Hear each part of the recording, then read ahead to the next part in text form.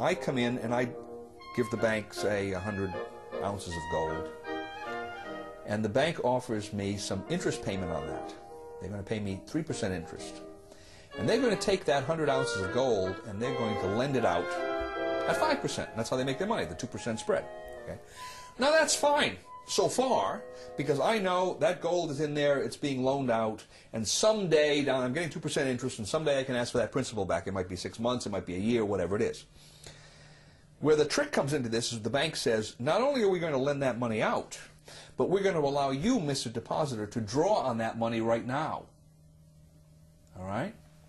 Which means that they can't possibly be saying that I can draw 100% of that deposit when they've also loaned out 100% of that deposit. Now, maybe they don't loan out 100%, maybe they don't loan out 90% or 80%, but whatever it is. And that's the fractional reserve concept. They don't have enough reserves to pay out all of these obligations that they've made, especially with respect to paper currency, because usually that's the way it worked. Now, why do they do this? Well, they do this because they make money. Right? If I can loan out essentially more than I have in my reserves, by that difference I'm increasing interest payments. So the bankers are beneficiaries of this, and obviously the first lender, the person that receives that money, is a beneficiary because he's getting money they wouldn't have gotten otherwise, even though he has to pay interest on it. But then what happens down the line? This is the fascinating part about it. The market has set prices and wages on the basis of what it believes is the total amount of money that's in circulation. Along come the banks and they start generating new money that the market doesn't know about. He finds out about it because the money goes into circulation. So I'm the first user of this money. I've just received the loan from the bank. I'm going to go out and buy cement with it. And when I buy cement with it, cement is at the original market price.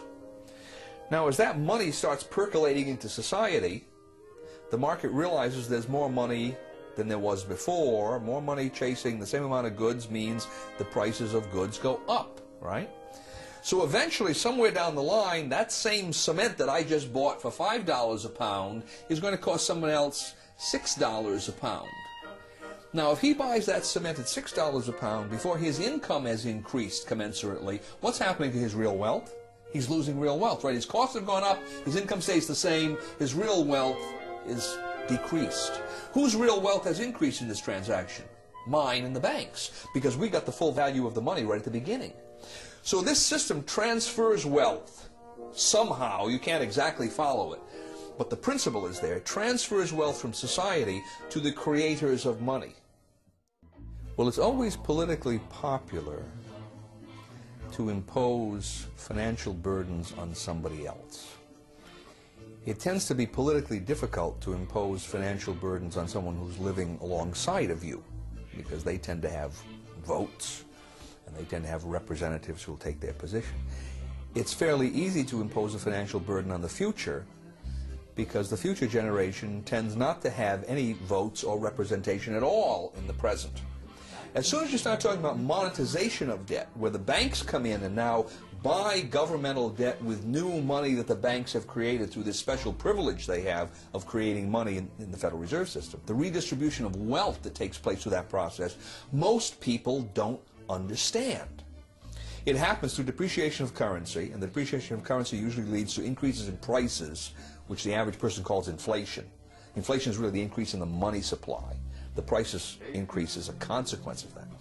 But the average person doesn't understand how this happens, and he's going to blame gold speculators in Switzerland. He's going to blame greedy unions. He's going to blame price gouging. He's going to blame everybody but Congress and the banking system.